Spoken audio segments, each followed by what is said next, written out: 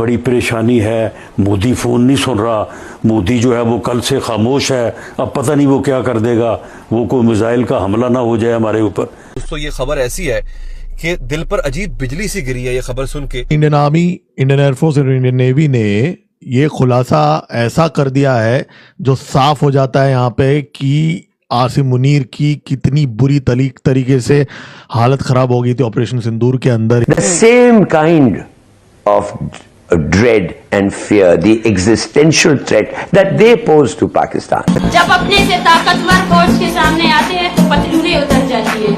And जो एक सबसे बड़ी रेवलेशन डीजीएमओ की तरफ से आई कि साहब war gaming was done right up to the level of full scale war. BrahMos जिसने काफी तबाही की थी पाकिस्तान के एयर डिफेंसेस को, काफी टेस्ट किया था। कभी ये सुबह हाली हमने देखी थी कि हम मांग मांग कर बर्बाद हो चुके हैं, इज्जत नफ्स हमारी बुरी तरह मजरूह हो चुकी है। हम खैरात मांगने जाते हैं, लोग दूर से दरवाजा बंद कर लेते हैं। खबर है बुलेटिन ऑफ एटॉमिक साइंटिस्ट के असेसमेंट के मुताबिक मई 2025 का जो कंसंट्रेशन है ये डेमोन्स्ट्रेट करता है कि पाकिस्तान के न्यूक्लियर वेपन्स इंडिया को कन्वेंशनल मिलिट्री एक्शन से डिटर नहीं कर पाए। यानी कि सवाल ये, मई 2025 में भारत और पाकिस्तान के बीच हुए ऑपरेशन सिंदूर को लेकर एक अहम घटनाक्रम सामने आया है। अरे देवा, ये गड़बड़ है बाबा। अभियान से जुड़े अधिकारियों के बयानों के अनुसार पाकिस्तान की ओर से भारत पर हमले के बाद भारतीय सेना ने पाकिस्तान के सैन्य ठिकानों पर जवाबी कार्रवाई की। इस दौरान ब्रह्मोस मिसाइलों के किए गए हमले बेहद अहम रहे। अब ऑपरेशन सिंदूर के दौरान भारत के तत्कालीन सैन्य संचालन महानिदेशक लेफ्टिनेंट जनरल राजीव घई के बयान से ये जानकारी सामने आई है कि पाकिस्तान की ओर से युद्ध विराम की मांग की गई थी। अच्छा बात नहीं है। ऑपरेशन सिंदूर के दौरान ब्रह्मोस मिसाइलों को भारतीय जवाबी कार्रवाई का अहम हिस्सा बताया गया। भारतीय वायुसेना के वरिष्ठ अधिकारी के मुताबिक इन मिसाइलों की तेज रफ्तार और सटीक हमले करने की क्षमता ने कार्रवाई को प्रभावी बनाया।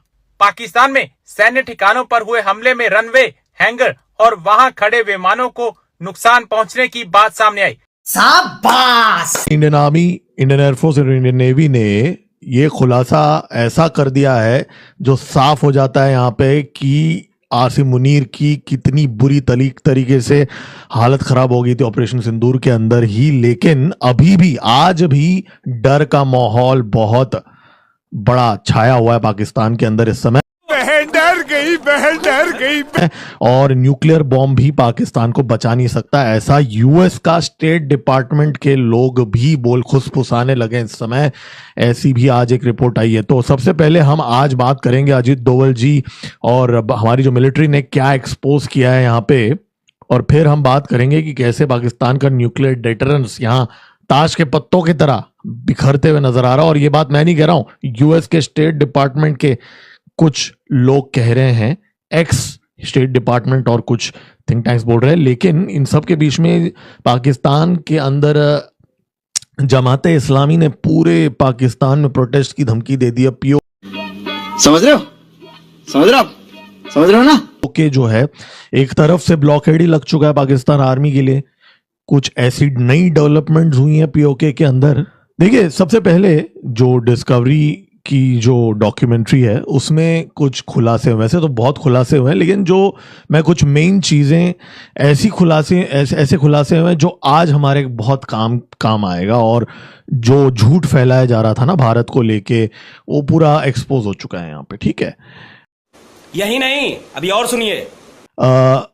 ये डॉक्यूमेंट्री के अंदर सबसे पहले सारे इंटरव्यूज, डोवल जी तो मेन है, कैरेक्टर हैं उसके अंदर। लेकिन अब मैं अगर आपको बता दूं, कुछ ऐसी चीजें सामने आई हैं। पहली बात तो यहाँ पे ये बताया गया है कि जो टारगेट सेटिंग था, पहले 34 टारगेट्स, पोटेंशियल टारगेट्स माइंड में थे। जी हाँ, 9 नहीं 34 थे। उसमें 9 शॉर्टलिस्ट किए गए थे। स्पेशल क्राइटेरिया भी इसमें रिवील किया गया है कि किस में सिविलियन कैजुअलिटीज कम होंगे, वो सारी चीजें। लेकिन सबसे बड़ी बात जो मुझे लगी, और आई थिंक सबसे सेंसेशनल भी बोलना एक ठीक ही होगा, वो ये है कि डीजीएमओ का कॉल जब आया पाकिस्तान से, ठीक है, उस कॉल में लिटरली जो यहाँ पे रिवील किया गया है, जो सच यहाँ सामने लाया गया है, पहली बात तो उन्होंने डीजी पाकिस्तान का आसिम मुनीर ने, माना जा रहा है, इसको फोन किया।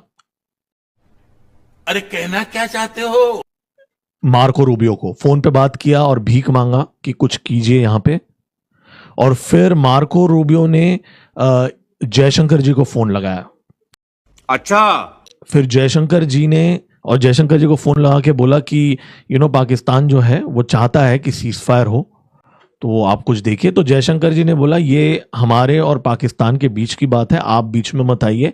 आप जो हैं, अगर आपको इतना ही मैसेज पहुंचाना तो आप उनको बोल दो उनका डीजीएमओ हमारे डीजीएमओ के साथ फोन करे और हमारा जो एस्टैब्लिश्ड मैकेनिज्म है उस पर फोन करें। बात तो सही है। लेकिन जैसे ही उसने फोन किया पाकिस्तान का जो डीजीएमओ, उसमें जो चीज उसने कही वो उसमें आप देखिए, मेजर जनरल कशीफ अब्दुल्ला नाम का था डीजीएमओ। ये तो टट्टी है।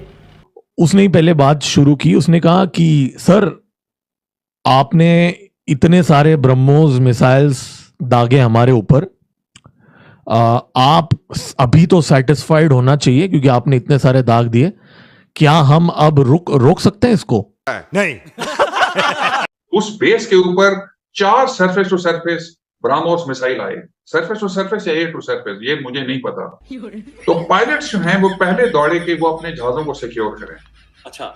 और जैसे ही पहला आया वो जूम करके ऊपर से दूसरा आया, फिर तीसरा आया, फिर चौथा आया, जो कि अनफॉर्चुनेटली बुलारी में डायरेक्टली आके एक हैंगर पे लगा जहां पे एक हमारा एवैक्स खड़ा था जो डैमेज हुआ, जहां पे शहादतें भी हुई।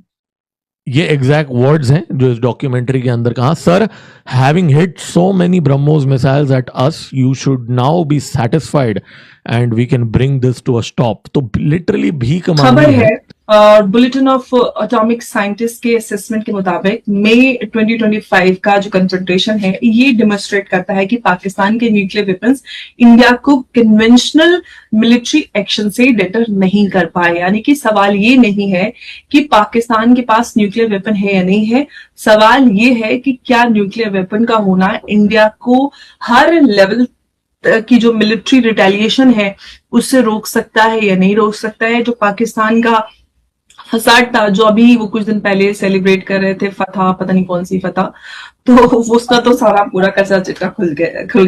ये बड़ी अच्छी बात कही आप कि ऑपरेशन सिंदूर ने किस तरह से इनके ठिकानों को ध्वस्त किया। तो इसी पे आज हम बात करेंगे और सारी चीजें एक बार फिर से रिविजिट करेंगे और पाकिस्तानियों के एक बार फिर से, अब तो पाकिस्तान के जो दोस्त है उसी की तरफ से ये जवाब मिल गया। तो सर फाइनली पाकिस्तान ऑपरेशन सिंदूर को लेकर हमेशा ये प्रोजेक्ट करता आया है कि ये रिपोर्ट तो आपकी है, कोई इंटरनेशनल कोई इंडिपेंडेंट रिपोर्ट बताइए। अब तो सर ये अमेरिका जो इस वक्त पाकिस्तान का बहुत गहरा दोस्त है, हालांकि हमारे भी अच्छे संबंध है, लेकिन लानत है तुम पर, लानत।